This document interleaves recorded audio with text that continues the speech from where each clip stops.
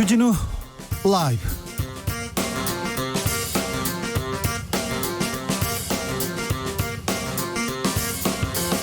2020년 9월 23일 수요일입니다. 안녕하십니까, 주진우입니다.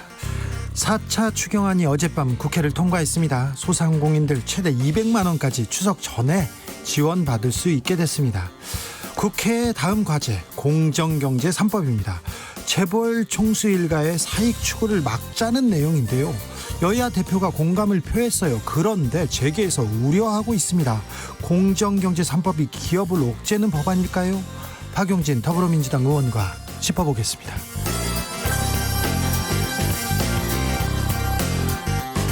광염에 청년이 사그라졌다. 그 쇳물 쓰지 마라.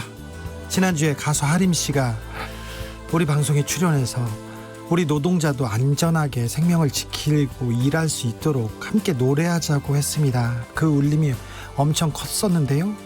중대재해기업처벌법 청원도 언급하셨어요. 이 청원에 대해서 국민 10만 명이 동의했습니다. 중대재해법 이번에는 국회 문턱을 넘을 수 있을지 귀추가 주목됩니다. 청원을 올린 고 김용균 씨의 어머니 김미숙 씨 만나보겠습니다. 보수단체들이 개천절 집회 강행하겠다고 의지를 보이고 있습니다. 문재인 대통령은 개천절 집회 강행은 반사회적 범죄다, 어떤 관용도 기대 말라고 강하게 비판했는데요. 그러자 김진태 민경욱 전 미래통합당 의원이 드라이브 스루 집회, 그러니까 차에 탄 채로 집회를 진행하자고 제안했습니다. 개천절 집회 반사회적 범죄냐 아니면 집회의 자유냐, 보수합시다에서 짚어보겠습니다.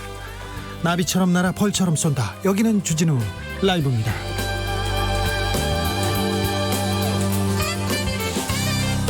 오늘도 자중자애, 겸손하고 진정성 있게 여러분과 함께 하겠습니다.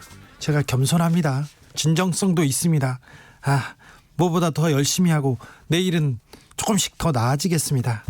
코로나 확진자 다시 세 자릿수입니다. 아이고 걱정입니다. 바로 다음 주가 추석 연휴인데 이거 고향에 내려갔다가 모였다가 다시 올라오고 전국적으로 전파되는 거 아닌가, 이 걱정이 큽니다. 방역당국에서도 이동 자제해달라, 추석 연휴가 중대 기로다 호소하고 있는데요.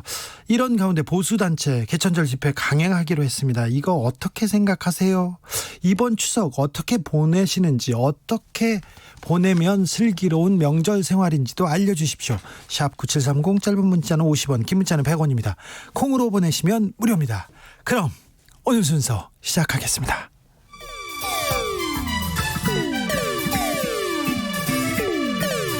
(3805님) 그 언젠가 나를 위해 시사를 던져주던 단발머리 주진우 라이브.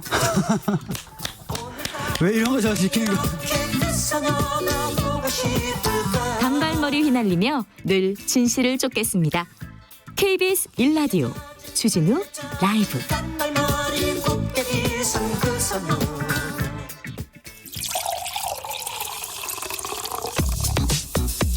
진짜 중요한 뉴스만 쭉 뽑아냈습니다. 주 라이브가 뽑은 오늘의 뉴스 주스. 정상근 기자, 어서 오세요. 네, 안녕하십니까. 점심은 뭐 드셨어요? 점심을 제가 그냥 집에서 밥 먹었습니다. 그리고 오후에는 뭐 했습니까? 오후에는요? 네. 오후에는 계속 일하다가 네. 여기 왔습니다. 그렇습니까? 별일 없네요. 네, 별일 없죠. 개천절 집회 강행하겠다고 하는 상황에서 네. 주호영 국민의힘 원내대표가 집회를 부추긴다, 이런 비판 받고 있어요. 네, 주호영 국민의힘 원내대표가 그 일부 극우단체가 다음 달 3일 대규모의 개천절 집회를 열겠다라고 예고한 데 대해서 그 사람들의 권리 아니겠느냐라는 입장을 밝혔습니다. 그 사람들 권리 아니겠느냐, 뭐 가든지 말든지, 아니면 뭐 그 사람들은 뭐 생각이 있어서 그렇지 않겠느냐, 이 말이 문제가 되고 있죠. 네, 지금 방역당국이 코로나19 확산 예방을 위해서 집회 자제를 촉구하고 있는데 여기가 좀 대비되는 모습입니다. 어제 오후에 이 법이 허용하고 방역에 방해되는지 아닌지 판단해야 한다라면서 이 드라이브 스루 방식이 교통과 방역에 방해가 되지 않는다면 집회를 개최하는 것은 그 사람들의 권리다라고 주장을 했습니다. 뒤에서 비판이 일어나자 주호영 원내대표 또 오늘도 한 번 더 얘기했어요? 네, 오늘 국민의힘 호남 동행 의원 발대식에 참석을 했는데 이 드라이브 스루 집회는 그 사람들의 정치적 주장인데 그게 뭐가 문제냐라면서 교통 법규에 위반되지 않고 방역에 방해되지 않으면 막을 수 있는 것이 뭐가 있냐라고 주장을 했습니다. 예. 그러면서 이 더불어민주당에서 그런 말, 그러니까 집회 반대를 얘기하는 사람들은 정권 비판이 두려운 것이다라면서 우리도 그 사람들의 주장에 다 동의하지는 않지만 뭐 여당은 정권 비판을 하려는 사람들의 입을 틀어막으려 하고 있다라고 주장을 했습니다. 지난 광복절 집회 때도 그 김종인 비대위원장이 아니 개인적으로 가는 걸 막을 수 없지 않느냐 이런 얘기를 해서 네네. 나중에 비판 제기됐는데 여당에서는 비판의 목소리 높이고 있습니다. 네, 이 더불어민주당 의원들은 주호영 원내대표가 오히려 집회를 부추기고 있다라고 주장을 했습니다. 김종민 최고위원이 오늘 최고위원회에서 이 코로나 부흥 세력과 합작해서 이 수도 서울을 코로나 교통 대란으로 마비시키겠다는 비이성적 발상이다라고 주장을 했고요. 이 노웅래 최고위원도 이 상식적으로 광화문 내거리를 막고 집회하는데 어떻게 교통과 방역에 방해가 안 된다는 것이냐라면서 이 김종인 대표의 자제 요청은 결국 또다시 쇼였다라고 주장을 했습니다. 그러면서 이 광화문 집회 세력과 우리는 다르다라고 하더니 이제는 또 우리가 남이가라고 하고 있다라고 주장을 했습니다. 네. 이 정청래 더불어민주당 의원도 이 국민의 생명과 안전에 위협을 주는 그 어떤 집회도 이 반대하고 철회하라는 말을 그렇게도 하기 싫은가라면서 이 집회를 강행하려는 사람들도 문제지만 그들의 권리라고 말하는 사람도 참 어이가 없다라며 이 주호영 원내대표를 비판했습니다. 금성무님이 이런 의견 주셨습니다. 드라이브 스루 이 아이디어 집회하라고 생긴 게 아닌데 이런 의견이 도착했습니다. 주호영 원내대표가 세월호 7시간 기록 공개에 대한 요구에 대해서도 입장을 밝혔어요. 네, 그 어제 전해드린 바대로 고영인 더불어민주당 의원이 이 세월호 참사 당시 이 대통령 기록물에 대한 공개를 요구를 했습니다. 그래서 이 요구안을 다음 주 초쯤 발의할 예정이다라고 하는데요. 이미 공동 발의자로 정의당과 열린민주당 등을 포함해서 119명의 의원들이 참여한 상태입니다. 예. 세월호 참사 당시 박근혜 전 대통령이 모습을 드러내지 않았던 7시간 동안 좀 무슨 일이 있었던 것인지 또 보고 상황이 어떻게 됐는지 이 황교안 당시 대통령 권한대행이 봉인했던 기록물들을 볼 수 있게 해달라 뭐 이런 요구안인데요. 예. 그런데 이 요구안이 국회를 통과하려면 그 200명 이상 의원들의 동의가 있어야 합니다. 그렇다면 적어도 국민의힘에서 그 15명가량이 동의를 해야 하는데 하지만 주호영 국민의힘 원내대표는 그 오늘 아시아경제와의 인터뷰에서 국회의원 200명 찬성 요건은 개헌과 같은 최대 요건이다라면서 이것은 사실상 하지 말라는 취지다라고 주장을 해서 좀 논란이 됐습니다. 협조할 의사가 없다라는 취지의 발언인데 이 주호영 원내대표는 이 발의가 되면 의견들을 모아서 입장을 정하겠다라면서도 이 세월호 진상조사를 그동안 4차례나 했다라고 말을 했고요. 그리고 문재인 정부 이후 기록물 검증하자고 하면 민주당이 응할지 모르겠다라고 주장하기도 했습니다. 개헌과 같은 최대 요건이다. 사실상 하지 말라. 법조인 출신 주호영 대표가 이런 얘기를 했습니다. 세월호의 진실, 세월호 아이들을 왜 구하지 않았는지 이 문제는 우리 사회가 꼭 밝혀야 할 숙제이기도 한데 여기에 대해서 좀 입장차가 있네요. 네, 그렇습니다. 입장차가 크네요. 코로나 확진자 다시 세 자릿수로 늘었어요. 네, 오늘 코로나19 신규 확진자가 110명입니다. 다시 세 자릿수가 되었는데요. 국내 발생 신규 확진자는 99명이었고요. 서울이 40명, 경기도가 28명, 인천이 5명이 나왔습니다. 누적 확진자는 23,216명, 사망자가 어제 발생하지 않아서 누적 사망자 여전히 388명입니다. 예. 이 새로운 집단 감염지가 몇 곳이 있었는데 이 서울 영등포구에 소재한 동네 마트였습니다. 이곳에서 총 6명이 확진 판정을 받았습니다. 마트라, 아이고 걱정되네요. 네, 이 생활 속에 아주 밀접한 공간에서 또 이렇게 집단 감염이 일어나니까 예. 좀 많은 분들이 좀 불안해하는 뭐 그런 상황인데요. 여의도 한복판도 또 집단 감염 네, 나왔어요? 한국투자증권에서 집단 발병 사례가 나와서 이 누적 확진자가 5명이 나왔습니다. 그리고 관악구 사우나에서도 집단 확진이 이어지고 있는데 총 16명이 확진이 됐고요. 이 강남구의 이 마스크 수출 유통업체의 K보건산업이라는 곳이 있는데 이것도 관련 확진자가 38명까지 늘었습니다. 마스크 업체에서 이렇게 확진자가 많이 나오다니요. 마스크 잘 안 쓰신 거예요. 그리고 사우나 얘기하는데 외신에서도 식당 가지 말고 그 클럽 가지 말고 체육관, 네. 사우나 여기에서 굉장히 그 바이러스가 온상이 되고 잘 퍼질 수 있다고 가지 말라고 합니다. 그러니까 각별히 주의하셔야 됩니다. 이 부분에 대해서는. 박덕흠 매일매일 의혹이 더 커짐 큼큼 하다가 오늘 박덕흠 의원이 국민의힘을 탈당했습니다. 네, 이 가족 회사의 피감기관 공사 수주로 이해충돌 논란을 일으켰던 국민의힘 박덕흠 의원이 당을 떠나겠다라면서 전격적으로 탈당 의사를 밝혔습니다. 박덕흠 의원은 오늘 국회에서 기자회견을 열고 어떠한 부정 청탁 위반 행위도 없었고 본인과 관련된 의혹은 끝까지 소명하겠다라면서도 이 당에 부담을 주지 않기 위해 당직을 내려놓는 것이 맞다고 판단했다라고 밝혔습니다. 네. 그러면서 여권이 정치적 의도를 가지고 본인을 희생양 삼아서 위기를 탈출하려 한다라는 점을 분명히 지적하고 싶다라면서 이 무소속 의원 입장에서 부당한 정치 공세에 맞서 끝까지 진실을 밝히겠다라고 했습니다. 오늘 기자회견 열었잖아요. 그런데 네. 그동안 쏟아진 의혹들에 대해서는 뭐라고 얘기했습니까? 질문을 받지 않은 채 그냥 기자회견장을 떠났습니다. 네. 준비해온 것을 읽고 바로 나갔습니다. 그냥 가셨군요. 네, 필요한 입장은 추후 따로 내겠다라는 뜻을 밝혔습니다. 네. 의사협회 파업이 이제 멈췄는데 네. 의사사회는 여전히 시끄럽습니다. 의협회장 탄핵한다 이런 얘기가 있었는데 네. 의대생들의 회장단인 의대협 회장단 탄핵했다고요? 네, 탄핵안을 발의를 했다라고 합니다. 네. 전공의협의회가 이 정부의 의료 정책에 반발하면서 지난달 펼쳤던 의료 파업에 참여했던 이 대한의과대학 의학전문대학원 학생협회 이른바 의대협 회장단에 대한 탄핵안이 발의가 됐습니다. 이 탄핵안에는 의대생 1,485명이 서명한 것으로 알려졌는데요. 이 탄핵안이 발의된 이유는 그 의대협이 의사 국가고시 거부, 휴학 중단 등 모든 단체 행동의 중단을 선언했기 때문이라고 합니다. 이 탄핵안을 작성한 사람은 이 회장단이 단체 행동 중단을 독단적으로 발표했다라고 주장을 했습니다.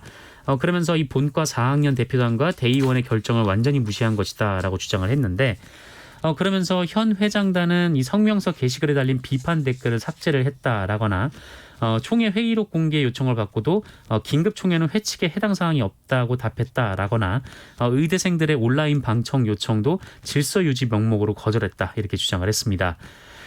이 탄핵안 건은 오늘 27일 열리는 그 의대협 총회에서 논의가 될 예정입니다.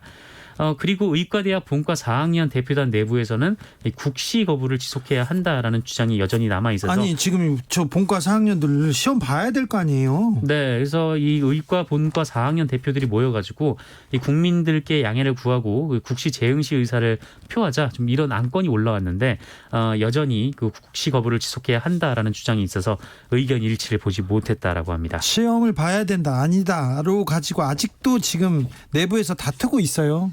그래서 네. 지금 합의를 못 보고 있습니다. 그 정부가 시험을 열지 안 열지도 좀 모르는 상황이긴 한데요. 네. 네. 지금 상황 파악이 잘 안 되시는 것 같은데요. 의대생들 조금 주변 사람들한테 좀 물어봤으면 좋겠어요. 기사뿐만이 아니라 그냥 주변 사람들한테 이번 추석이나 연휴에 주변 사람들한테 어떻게 생각하니 이렇게 물어봤으면 좋겠습니다. 국민들의 상식에서 좀 한참 좀 떨어지지 않았나 이런 좀 걱정이 됩니다. 최대집 의협회장 탄핵안에 대해서도 지금 계속 된다는데 의사들이 계속해서 지금 굉장히 큰 갈등을 계속 이렇게 이어가고 있습니다. 네. 수술실 대리 수술 문제, CCTV 설치와도 이어지고요. 의약품 리베이트 문제 이런 구조적 개혁 문제에 대해서도 전혀 얘기가 나오지 않고 있다고 하니 좀 이 부분에 대해서도 좀 고민해 주시기 바랍니다. 의대생 여러분, 서울연평도에서 활동하던 어업지도선 그런데 그 어업지도선 타고 가던 공무원 한 명 실종됐네요. 네, 이 엊그제 있었던 일이라고 하는데요. 이 국방부가 지난 21일 이 소연평도 남쪽에서 해양수산부 소속의 어업지도선 선원 한 명이 실종됐다라는 신고가 해양경찰에 접수됐다라고 오늘 밝혔습니다. 해양경찰 및 해군, 해수부 등이 실종 해역을 수색을 했는데 아직 실종자를 발견하지 못한 상태입니다. 실종된 사람은 이 목포에 소재한 이 서해 어업지도관리단 소속의 해양수산 서기입니다. 공무원인데요. 실종 당시 소연평도 인근 해상 어업지도선에서 어업지도 업무를 수행 중이었는데 오전 11시 30분쯤 이 점심시간에 이분이 보이지 않자 이 동승자들이 수색을 했지만 이 선상에서 신발만 발견되고 실종자는 발견하지 못했다라고 합니다. 그래서 지금 찾고 있는 중인데 다만 군 첩보에 의하면 지난 22일이죠. 그러니까 어제 오후에 이 실종자가 북한 해역에서 발견된 정황이 포착이 됐다라고 합니다. 그래서 정밀 분석 중이라고 하는데요. 또 떠나갔나요? 이렇게 떠밀려갔나요? 그쪽으로? 떠밀려간 건지 아니면 뭐 어떻게 된 경위인지 일단 뭐 조사 결과가 나와봐야 알 수 있을 것 같습니다. 그래서 예. 실제로 뭐 북한 해역에서 발견이 된 건지도 아직 알 수 없는 상황인데 일단 실종 경위, 경로 조사와 함께 이 북측의 관련 사실을 확인하고 있는 등 이 필요한 조치를 하고 있습니다. 네. 무사히 잘 돌아와야 될 텐데. 옛날에는 고기 잡다가 네, 고기를 잡는데 이렇게 남측 해역에서 이렇게 잡는데 조금 벗어나면 고기가 잘 잡혔대요. 네, 그래서 북방 한기선을 조금 넘어가서 잡다가 북한에 이렇게 납포되기도 하고 그렇기도 됐습니다. 그런데 가끔 그 어민들이 간첩으로 몰려가지고요. 간첩단 네네. 사건에 억울한 옥살이를 한 경우도 많았어요. 그런 일도 있었죠. 그런 일은 이제는 없는데 이분 공무원인데요. 얼른 어서 좀 가족들의 품에 안전하게 돌아왔으면 하는 마음 가져봅니다. 기원하겠습니다. 나경원 전 의원 딸 입시 비리 의혹. 네네. 아주 오랫동안 이렇게 의혹이 제기됐는데 뭐 스페셜 올림픽 코리아에 또 따님이 임원으로 이렇게 채용되기도 했었어요. 그런 부분 논란이 됐었는데 검찰 수사 이루어지지 않다가 최근에 전격적으로 수사가 좀 진행되는 듯 했어요. 그런데 가다가 압수수색 영장이 제동이 걸렸네요. 네, 법원에서 제동이 걸렸습니다. 예. 이 나경원 전 의원은 이 자녀 입시 채용 비리, 그리고 흥신학원 사학 비리, 그리고 스페셜 올림픽 코리아 사유화 및 부당 특혜 의혹 등과 관련해서 고발이 된 바 있습니다. 예. 그래서 여기 관련해서 지금 수사를 받고 있는데 이 검찰이 특히 이 스페셜 올림픽 코리아 관련된 수사를 위해서 압수수색 영장을 법원에 신청을 했는데 모두 기각이 됐다라고 합니다. 부분 기각이 아니고요. 이 모두 전체가 기각이 됐다라고 합니다. 네. 수사가 늦어서 그런지 아니면 수사 의지가 없는 건지도 이거 잘 좀 지켜봐야 되는데 이 수사도 어떻게 흘러가는 건지 주진우 라이브에서 좀 지켜보겠습니다. 네, 오늘도 감사했습니다. 주스 정상근 기자 함께했습니다. 고맙습니다. 이호남님이니 부산인데요. 이호남님 부산에 계십니다. 현수막에 올 추석엔 안 와도 된대이라고 붙어있네요. 이렇게 써 있습니다. 이호남님께서 이렇게 붙이신 건 아니겠죠. 네, 아니겠죠. 서울에 계신 아들들이 부산에 내려가서 이런 현수막 붙였을 리는 없습니다. 네, 어머님들도 자식 보고 싶은데 이번 추석 때는 안 와도 된대 이렇게 얘기하시는 거예요. 앤디킴님이 어제 여의도 지나왔는데 그 큰 건물 옆에 보면 흡연 장소 있잖아요. 정말 많은 사람이 턱스크하고 담배 피고 담수하는 거 보고 소름 끼쳤어요. 결국 사고 났네요 얘기하는데 이런 게 좀 걱정이에요. 이런 게 거리두기 평소에 잘하다가도 화장실 앞에서 그다음에 커피숍 앞에서 식당 앞에서 이렇게 모여 있지 않습니까? 그게 걱정입니다. 3759님 드라이브 스루 집회 찬성합니다. 교통이 조금 불편하겠지만 그분들의 자유 외침도 들어보세요. 이렇게 얘기했습니다. 예. 저 듀님이 오늘 테슬라 배터리 데이에서 차량으로 모여서 회의를 진행했어요. 그런데 중간에 화장실 다녀오라고 했더니 우르르 차에서 내리더라고요. 미국 확진자가 많은 이유를 이제 알았습니다. 개천절 차량 집회하려면 차량 외 동승자 태우지 말기, 성인용 기저귀 착용하기, 차량에서 내리지 말기 이런 걸로 구체적으로 좀 적어야 돼요. 굳이 하려면요 이렇게 얘기했는데 이거 좀 일리가 있어요. 야외 활동이 코로나가 야외 활동에서 이렇게 감염될 가능성이 그렇게 높지 않습니다. 그런데 사람들이 몰렸을 때 횡단보도에서 화장실에서 아니면 커피숍에서 편의점에서 이런 데서 노출됩니다. 그러니까 각별히 조심하셔야 됩니다. 정다운님 시댁에서 오지 말라고 전화가 안 와요. 네. 죄송합니다. 정아무개 씨입니다. 네. 시댁에서 오지 말라고 전화가 안 와요. 아드님 빨리 하세요. 속상하게 왜 그래요. 네, 교통정보센터 다녀오겠습니다. 이승미 씨. 네, 이 시각 교통 상황입니다. 서해안고속도로 서울 방향 화물차 화재 사고 처리 작업이 계속되고 있습니다. 서해대교를 막 지난 곳인데요. 갓길에서 사고 처리 작업을 하고 있고요. 여파는 더 길어졌습니다. 송악부터 밀려서 13km 구간 정체됩니다. 이후로는 발안에서 화성휴게소 부근까지 매송휴게소에서 용담터널까지 막히고요. 더 가서 일찍분기점부터는 서부간선도로 성산대교까지 가는데 1시간 정도 걸립니다. 경부고속도로 부산 방향 방향 양재 부근 5, 6차로에서 사고 처리 중이고요. 한남대교 남단부터 막힙니다. 이후 신갈에서 수원 구간도 정체되고 있고 서울 방향 정체가 빠르게 늘고 있는데요. 안성에서 오산까지 10km간 막히고요. 기흥 동탄에서 죽전휴게소, 달래내국에서 반포 쪽으로 밀리고 있습니다.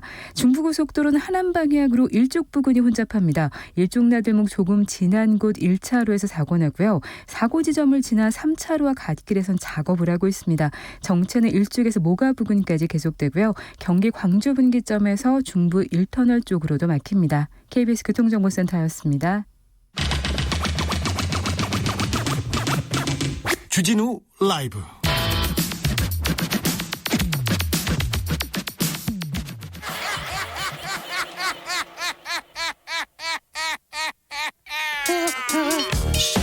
발로 뛰는 기자, 탐구하는 기자, 세상의 질문을 마구 던지는 기자, 기자가 본 오늘의 세상, 기자들의 수다. 라이브 기자실을 찾은 오늘의 기자는 KBS 사회부 홍진아 기자입니다. 안녕하세요. 네, 안녕하세요. 네. 뭐 담당하세요? 뭐 취재하세요? 지금 전 사회부 이슈팀 소속에 있고요. 네. 저희 이제 9시 뉴스에서 산재 사망 사고에 대해서 일하다 죽지 않게라는 제목으로 매주 보도를 하고 있습니다. 일하다 죽지 않게. 좀 슬픈 제목이에요. 네, 좀 안타까운 네. 현실이죠. 이게. 일하다 죽는 사람이 그렇게 많아요. 우리나라에는. 또 네, 많습니다. 우리나라 경제 규모 그리고 사회적인 이런 이름을 놓고 볼 때도 조금 안타까운 사고, 산재 사고가 매주 이렇게 일어나고 있습니다. 그래서 홍진아 기자가 이 취재 계속 해오고 있습니다. 언제부터 시작된 프로젝트죠?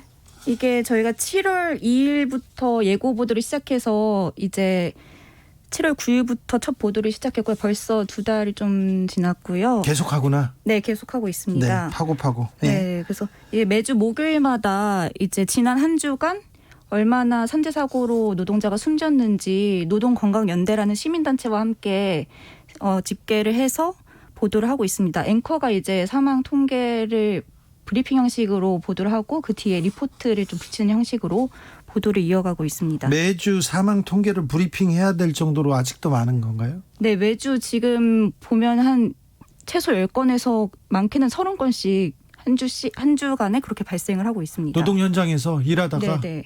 그렇게 많은 사람들이 네네. 목숨을 잃습니까? 네, 많이 숨지고 계시고요. 그래서 저희가 이렇게 보도 방식도 많이 고민을 했는데요. 예. 좀 이게 산재 보도가 사실 그동안 언론사에서 많이 다뤄졌었잖아요. 근데 이제 관심이 좀 낮았어요. 예. 그래서 어떻게 하면 시민들이 좀 관심을 갖고 좀 울림을 줄 수 있을까 이런 보도 방식을 많이 고민하다가 지금 저희가 코로나에 대해서는 현황 매일매일 보도를 하고 있잖아요. 네. 이 산재라는 것도 사실 코로나만큼 위험한 산재 사고가 많이 일어나고 있거든요. 우리 그 또 일상에서 일자리에서 일어나는 사고이기 때문에 이것도 결코 중요하지 않다고 이렇게 하기 네. 어렵지요. 네. 그래서 지금 한 해 산재 사고로 노동자 2,000명 넘게 숨지고 있는 현실입니다. 네. 그래서 이 코로나랑 좀 비교하기는 어렵겠지만 어쨌든 코로나만큼 위험하고 이게 좀 알려져야겠다 이런 취지에서 저희가 보도를 좀 매주 이렇게 한 주간 통계를 내서 보도하는 거 어떨까 이런 취지에서 시작하게 됐습니다. 올 초였나요? 2월 달에 코로나 소식을 처음 접하고 나서 우리나라의 코로나 사망자는 388명입니다. 그런데 한 해 산재 사고는 2,000명이 넘는다고 합니다. 노동자들, 우리 이웃들이 일하다가 현장에서 죽어가요. 이건 너무 좀 안타까운 현실인데요. 보도하면서 가장 기억 남는 리포트가 있다면요? 네, 저희가 이제 좀 산재 보도를 어떻게 하면은 더 절실하게 시청자들에게 와닿게 보도할 수 있을까 이런 고민을 하다가 노동자가 죽은 자리에서 또 다른 노동자가 죽는 그런 일터는 어딜까 이런 취지에서 이제 중대재해 사고 건수 지난 9년간 8,057건을 분석해봤어요. 그랬더니요. 네, 그랬더니 이제 상위 15개 기업을 뽑아봤는데요. 예. 현대중공업이나 포스코, 현대제철 같은 대기업들이 상위권에 올랐습니다. 아니 이런 대기업은 시스템이 잘 갖춰졌을 텐데 여기에서 그냥 일하다가 돌아가시는 분이 있다고요? 네, 뭐 대기업이긴 하지만 좀 안타깝게도 사망하신 분 대다수가 하청 노동자 분들이었습니다. 그렇죠. 하청 비정규직. 네, 뭐 사고 형태도 좀 잔인하지만 게임 추락 등 좀 후진적인 사고가 많이 발생했습니다. 네, 방창현님이 이런 의견 주셨어요. 원청 책임 처벌하자, 벌금 좀 강하게 제발 좀 가자 국회의원들아, 이렇게 안타까워했고요. 캐테스트로피님이 노동자 위험한 나라 대한민국이군요. 그렇습니다. 이건 대재앙입니다. 네. 자, 하청 노동자가 많다. 이게 구조적인 문제예요. 그죠? 네, 맞습니다. 저희가 또 취재했던 것 중에 삼표 시멘트라는 곳이 있는데요. 네. 여기서 올해 5월에 노동자가 끼어서 숨지는 사고가 있었어요. 네. 근데 저희가 보도를 한번 했는데 이후에 7월에 또요. 또 하청 노동자였습니다. 이거 또 뭐 숨졌습니다. 시스템이 잘못된 거 아니에요? 같은 데에서 끼어서 얼마나 고통스럽겠어요. 손가락만 끼어도 얼마나 아파요. 아, 자, 노동자 사망 사고 반복되는 이유 어떻게 보세요? 일단 처벌이 좀 약합니다. 그렇죠. 네. 그래서 저희가 이제 판결문도 분석을 해봤는데요. 네. 2018년부터 지난해까지 산업안전보건법 위반 사건 1심 판결문 671건을 분석해봤습니다. 네. 봤더니 이제 실형 선고를 받은 비율이 2%도 안 됐습니다. 대부분 벌금인가요? 대부분 벌금이고 예, 집행유예도 별로 없죠. 집행유예도 네네. 네. 그래서 평균 벌금 액수도 500만 원 정도에 그쳤습니다. 사람이 죽어도 이 정도밖에. 사람 처벌이 안 죽었는데 왜 500만 원 수준의 벌금으로 끝나는 건가요? 왜 가명 이유가 뭐예요? 좀 가명 사유도 봤는데 황당한 경우가 참 많았습니다. 이제 피해자 과실이 있다, 예. 아니면은 이제 산재 보상을 받았다, 이런 이유들로 가명이 됐는데 네. 산재 보상은 사실 이게 노동자 권리고 보험으로 돼 있는 건데 예. 이 보험을 받았다는 이유로 가명을 해준 거죠. 다음번에 기자님 오실 때는 네네. 이런 판결이 있었고 어떤 판사가 판결을 내렸는지 판사 이름을 공개하는 방송이에요. 저희는. 네. 그러니까 꼭 그거 적어주세요. 네, 좀 제가 검토하겠습니다. 공개할게요. 제가 네네. 공개할게요. 자, 이런 문제 해결해야 됩니다. 해결하기 위해서 중대재해기업법, 기업법, 처벌법 만들자, 이런 목소리 계속 나왔어요. 근데 네. 통과 안 됐는데 이번에도 재정 운동 일어나고 있습니다. 네, 맞습니다. 정의당에서도 발의를 했고 어제 이제 국회 국민동의청원이라는 제도가 있는데요. 네. 여기 이제 한 달 동안에 10만 명 이상 동의를 얻으면은 발의가 돼가지고 상임위로 넘어가는 시스템이에요. 그래서 예. 고 김용균 씨 어머니 김미숙 씨가 대표로 청원을 했고요. 이게 어제 통과가 돼서 지금 상임위 심사를 앞두고 있습니다. 어떤 법입니까? 이게 좀 핵심을 말하자면은 사업주, 그러니까 기업 대표까지 처벌을 받을 수 있도록 명시를 했고 예. 좀 처벌에 하한선을 둔 게 핵심입니다. 한선을요? 네네. 예. 그러니까 사업주가 이제 산재를 유발할 만큼 잘못을 저질러서 노동자가 사망한 경우에 징역형 3년 이상을 무조건 때리도록 명시를 했고요. 예. 이제 법인 벌금에서도 1억 원 이상을 부과하도록 이렇게 명시를 해놨습니다. 왜 이렇게까지 이렇게 명시를 해야 되는 하한선을 두어서 만들어야 되는 그 개정 취지 제가 좀 이해는 됩니다. 네. 사실 기존에 있는 산안법도요. 이제 노동자 사망에 이르게 한 자는 최대 징역 7년까지 선고할 수 있게 규정이 돼 있습니다. 최대 징역 7년이야. 그런데 징역 7년 받은 사람이 없어요. 없습니다. 예. 거의 벌금형이 그치고 있죠. 그래서 예.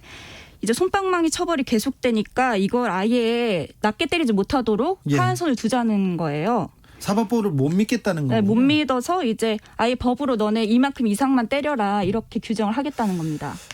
취재를 하다 보니까 홍 기자, 네. 법 제정도 중요하지만 양형 기준 높여야 된다고 생각하시는 거죠? 네, 사실 지금 법으로도 충분히 세게 판결 선고 내릴 수 있거든요. 예. 하지만 이제 양형 기준이 좀 낮게 설정돼 있다 보니까 판례나 뭐 이런 거 따르다 보니까는 계속해서 벌금형이나 집행유예 이 정도로 그치는 경우가 많습니다. 네, 매우 우리 사회에서 굉장히 구조적인 문제고 핵심적인 문제입니다. 그런데 이 문제 계속 이렇게 보도하는 것도 쉽지 않을 거예요. 뭐 고통스럽기도 하고요. 시리즈로 이렇게 보도하고 있는데 부담이 좀 클 것 같아요. 저희가 지금 사회부 이슈팀에 있는 기자들이랑 또 노동 출입하는 기자들이 번갈아 가면서 매주 목요일마다 산재 보도를 이어가고 있거든요. 근데 사실 이게 좀 아이템 발굴하는데도 어려움이 있지만 또 시청자분들한테 어떻게 하면 좀 소구력을 높일 수 있을까, 이런 고민도 많이 들어요. 그러니까 누가 일하다가 이렇게 떨어져 죽었다, 끼어 죽었다, 빠져 죽었다 그러면은 듣고 싶지 않거든. 네, 보고 싶지 않거든요. 그래도 해야 돼요. 기자가 네. 그래도 해야 돼요. 네. 자, 일하다 죽지 않게 시리즈. 아우, 제목이 너무 무섭다 나는. 자, 일하다 죽지 않게 시리즈. 앞으로 어떤 보도가 이어집니까? 일단은 저희가 연중 기획으로 하고 있으니까 올해까지 매주 목요일마다 보도를 이어가려고 노력하고 있고요. 예, 꼭 해주세요. 네네. 계속 해주세요. 그리고요. 지금 오늘도 이제 특수고용 노동자인 배달 노동자 산재 취재를 하고 왔는데요. 앞으로 이제 배달 노동자 지금 많이 배달 음식 시켜 먹고 이러잖아요. 이제 산재 실태에 대해서 좀 보도를 이어갈 예정입니다. 네, 뭐 배달 노동자가 이 시대 코로나 시대 핵심 노동자가 됐어요. 중요한 부분을 차지하기 때문에 이분들의 안전 매우 중요한 현실이 됐습니다. 그러니까 좀 계속해서 노력해 주세요. 지금까지 기자들의 수다 KBS 홍진아 기자였습니다. 네, 감사합니다. 3050님이 제목이 너무 무서워요. 그렇죠. 안전하게 일하기. 오늘도 무사히 좀 좋은 말 없을까요? 우리나라에 노동자가 얼마나 많은데 이런 제목을 쓰나요? 눈물 나요. 이렇게 합니다. 안타까운데 이렇게 무서운 현실이기 때문에 기자들이 피하지 않고 이런 제목을 달한 것 같아요. 네, 송민성님, 군산, 태안, 서산 등 많은 곳에서 매일 일어납니다. 작은 사업장에서 특별히 이 안전 문제 뒷전으로 밀리고 있어요. 사람이 죽으면 그 사람 잘못이야. 그 사람 운이 나빠. 그런데 그 자리에서 또 죽잖아요. 이거 그 사업장이 잘못된 거거든요. 회사가 잘못한 거거든요. 근데 회사 사장이 책임져야죠. 왜 죽은 사람만 말이 없고 죽은 사람만 잘못이어야 합니까? 드렁크님, 원청도 문제지만 하청 사업주도 문제입니다. 사업주, 사장님 나빠요. 이건 사장님 나빠. 7865님, 국회의원들 의회 권한도 지방의회로 다 하청 줘라. 자기네들은 하청 안 주면서 그러냐는 얘기입니다. 조성빈님은 보통 직업 공간을 생활전선이라고 말하는데 목숨을 걸어야 해서 전선일까요? 그러네요. 생활전선. 네. 오늘도 무사히. 안타깝습니다. 이른바 전태일 3법 드디어 국회로 갑니다. 이 법안이 노동자들 조금 더 안전하게 하자는 법안입니다. 국민청원 10만 명 달성했는데 이 청원은 2018년 충남 태안 화력발전소에서 일하다가 사망한 고 김용균 씨의 어머니 김미숙 김용균 재단 이사장이 제기했습니다. 법이 물렁하다고 손 놓으면 안 된다. 이런 말씀도 하셨는데 직접 이야기 나눠보겠습니다. 김미숙 이사장님 안녕하세요. 네, 안녕하세요. 잘 계세요 요새는? 네, 국민청원에 몰입해갖고 네. 정신없이 날짜를 보냈습니다. 네. 어머님, 그 샘물 쓰지 마라. 그 노래 부르는 거 잘 봤어요. 너무 슬프더라고. 근데 그죠? 네, 내용이 너무 슬퍼서 저도 정말 그 샘물을 만들면서 우리나라 모든 그 새로 많은 건설을 하고 많이 다루고 있지 않습니까? 근데 그 샘물을 만들기 위해서 노동자가 그 안전하지 않아서 죽는다는 거, 그 샘물에 녹아서 우리가 쓰고 있었던 것이라는 거잖아요. 네. 정말 너무 무섭고 아픕니다. 네.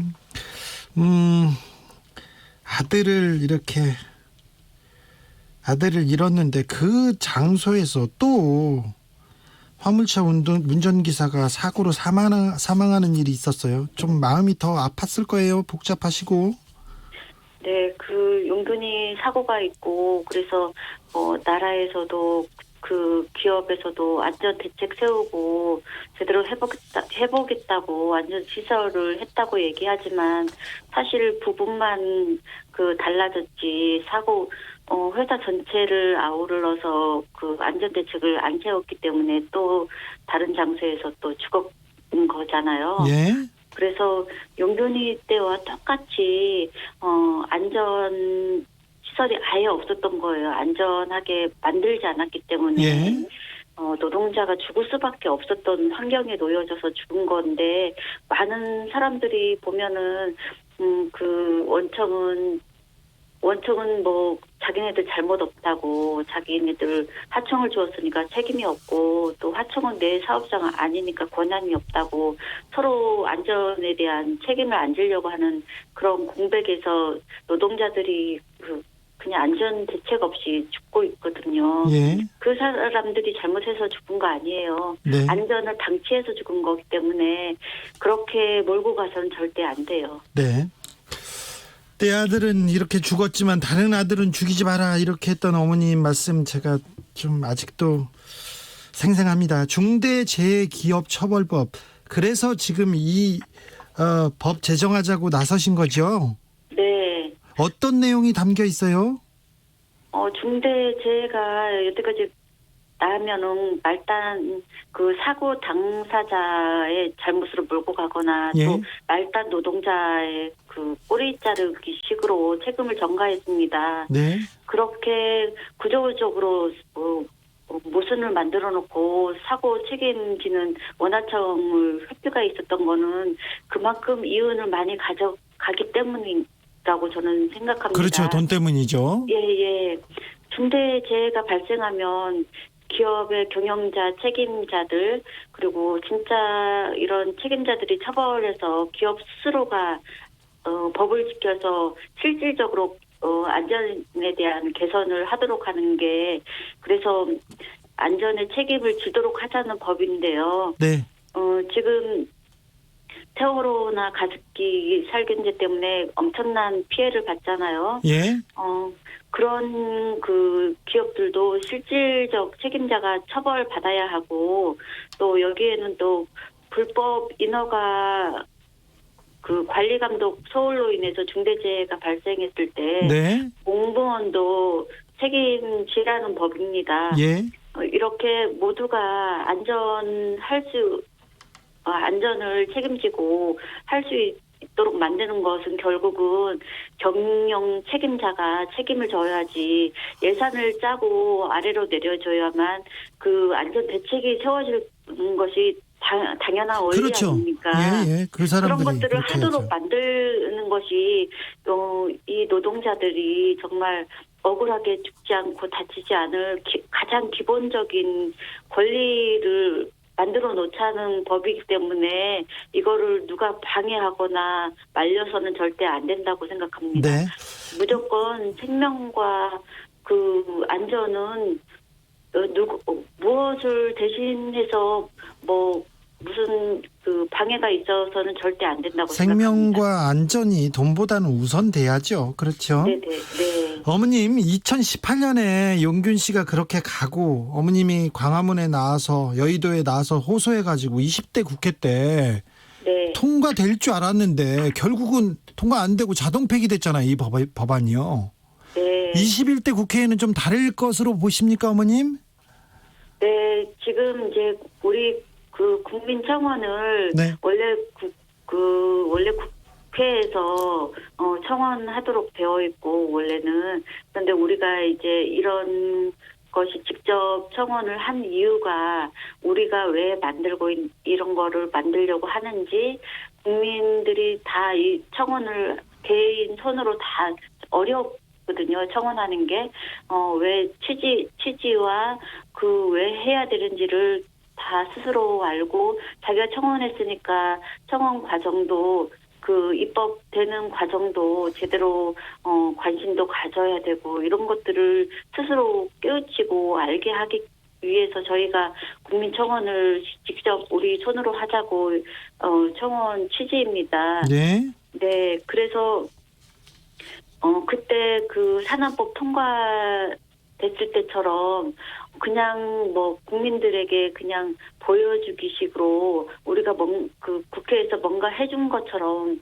보여주기식으로 그렇게 해서는 절대 국민들이 납득할 수 없기 때문에 이번 국회가 177석인가 그 정도 여당이 가져갔잖아요. 네. 국민 여당이 예. 그렇게 한 것은 결국은 우리 그 여태까지 야당의 방해로 아니면 기업의 방해로 이런 것들을 만들지 못했는데 그런 거 없이 정말 국회가 제대로 할 수 있는 힘을 줬다고 생각해요. 네.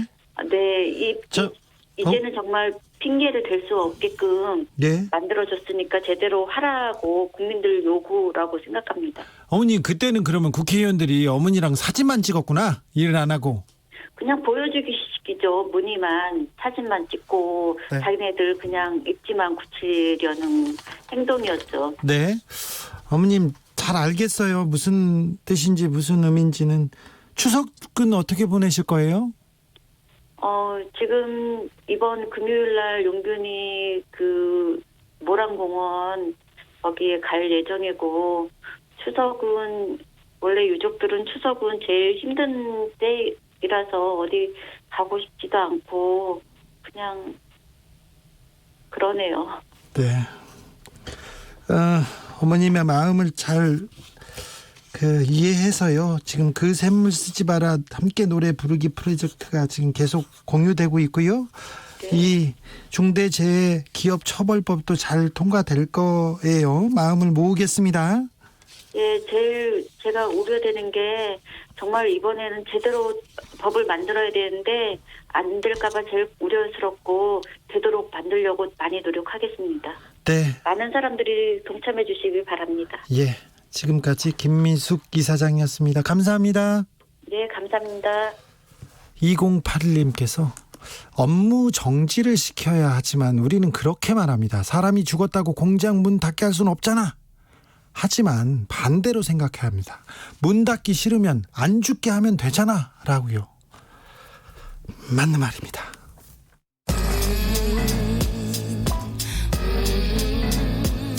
나비처럼 날아 벌처럼 쏜다. 주진우 라이브.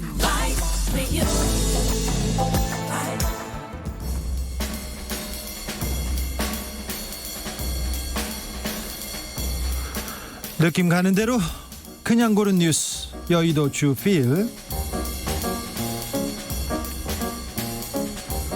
이 정도면 채용 갑질. 취준생 경악한 국민은행 채용 공고. 국민일보 기사입니다. 국민일보 하반기 신입 행원 채용 공고가 났는데요.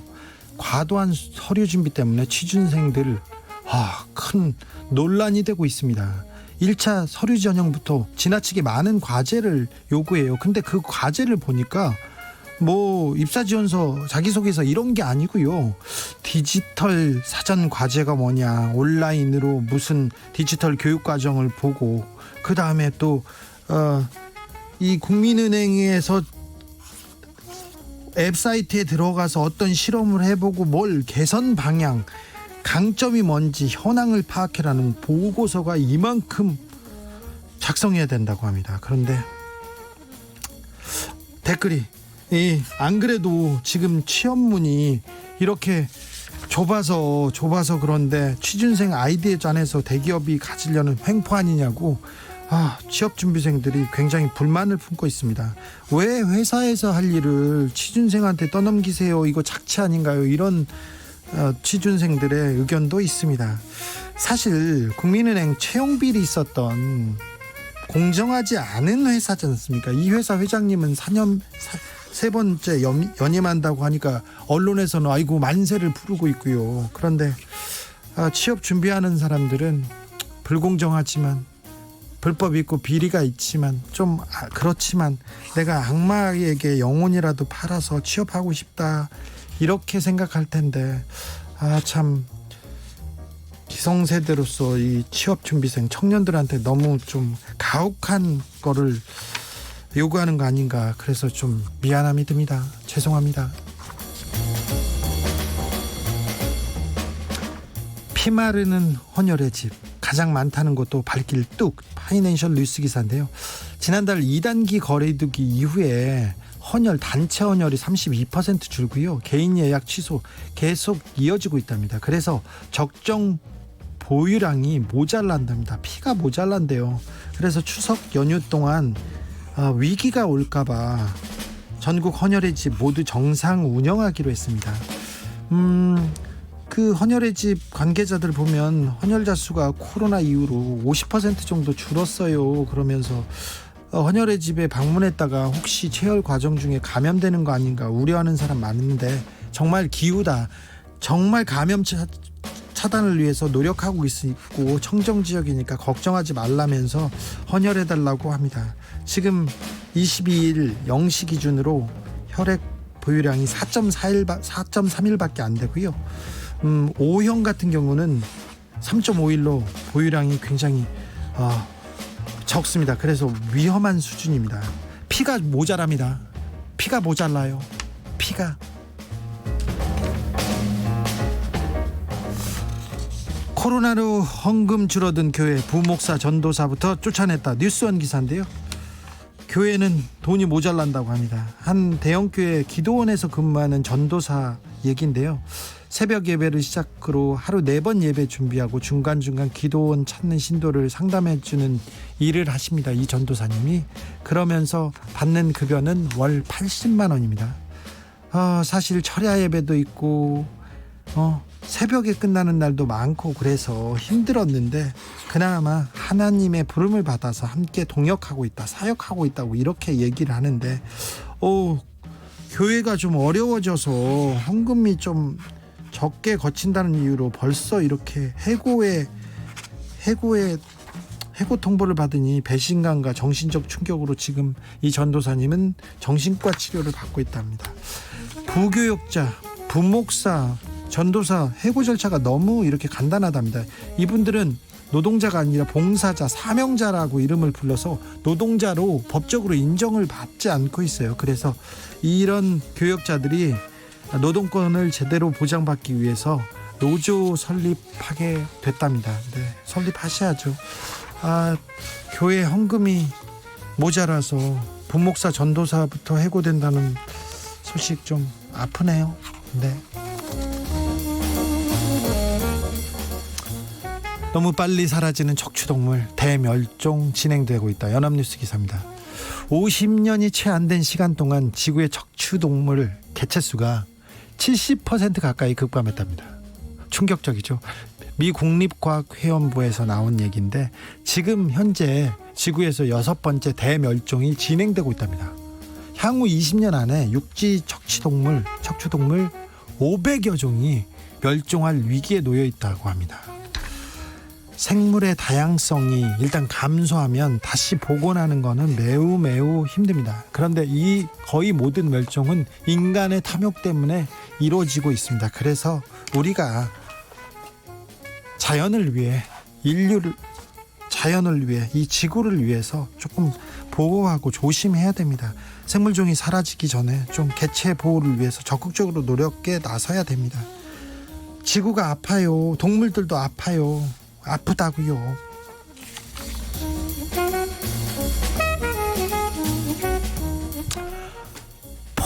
포항 앞바다에 진객, 점박이 물범으로 추정되는 포유류가 나타났다고 합니다. 연합뉴스 기사인데요. 경북 포항 앞바다에 천연기념물인 점박이 물범으로 추정되는 포유류가 나타나 눈길을 끕니다. 분명히 멍멍이처럼 생겼어요. 그런데 눈을 이렇게 얼굴을 이렇게 새처럼하게 이렇게 내놨는데 너무 귀여운 물범인 것 같습니다. 울릉도 해안에서 좀 목격됐는데 포항 앞바다에서는 처음이라네요. 점박이 물범은 천연기념물이고 해양수산부에서 멸종위기 야생생물 2급입니다. 주민들이 아이고 물범을 직접 보니까 신기하고 좋다고 얘기합니다. 네, 제발 애도 낳고 잘 자라줬으면 하는 생각이 듭니다. 또 걱정도 돼요. 예, 찾아와서 반가운데 포항 주변에서는 그물에 걸렸다고, 이거 걸려서 죽어 있었다고 하면서 파는 물고기들이 많아요. 고래 많거든요. 물범은 안 됩니다. 어민 여러분, 물범은 안 됩니다. 네, 고래도 안 돼요. 사실 법에 걸려요. 네.